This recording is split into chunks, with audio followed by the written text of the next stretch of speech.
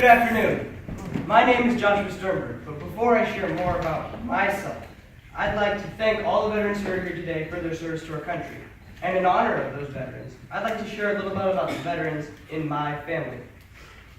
My grandfather, who is here today, and his three brothers served in the United States Army and Air Force, some of them serving during World War II.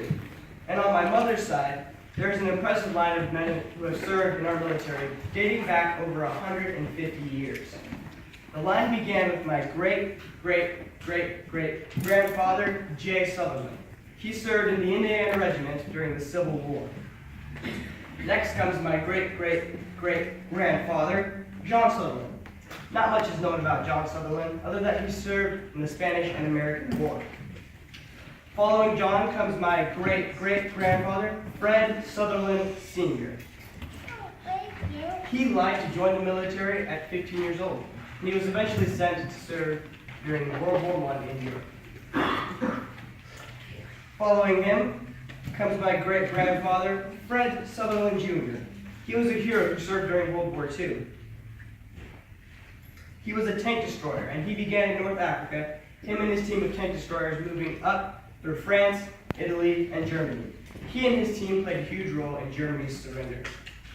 Next in line is my grandfather, Jack Sutherland. My grandfather served in the Vietnam War. He was assigned to the Mobile Riverine Force. My grandfather is a great man. Whenever he sees someone in military uniform, he will never hesitate to walk up to that person and thank him or her for serving. My grandfather also won multiple Purple Heart Awards, as you can see here.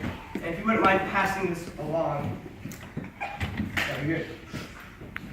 The final member of that line is my uncle, Jeff Sutherland. Despite there being no wars in his time, my uncle still served in the United States Navy.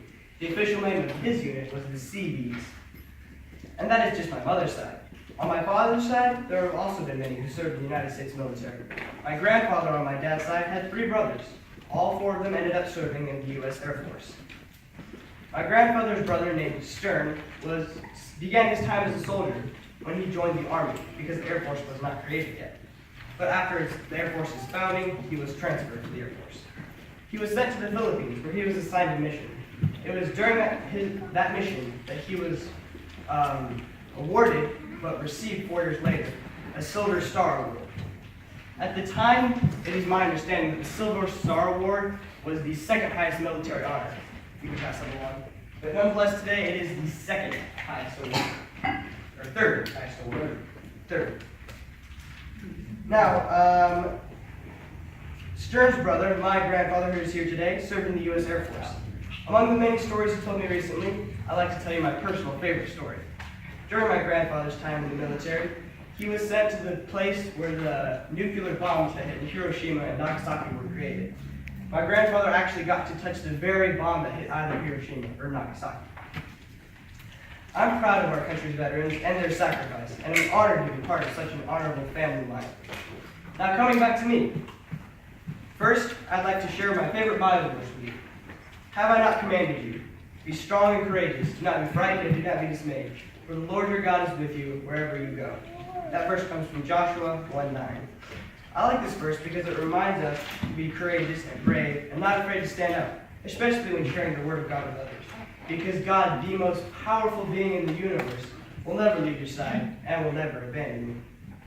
My goals in life are to be one of the most happy people on earth, but also to be one of the most generous people on earth. Currently, I save 10% of every penny I make and eventually donate it to causes as they arise. Someday, I'll give up to half of everything I make to those less fortunate than myself. Now, seeing as I used up most of my time talking about the veterans who deserve the time much more than myself, I'm going to simply share 5 fun facts about myself with you. First, I was born with a black eye.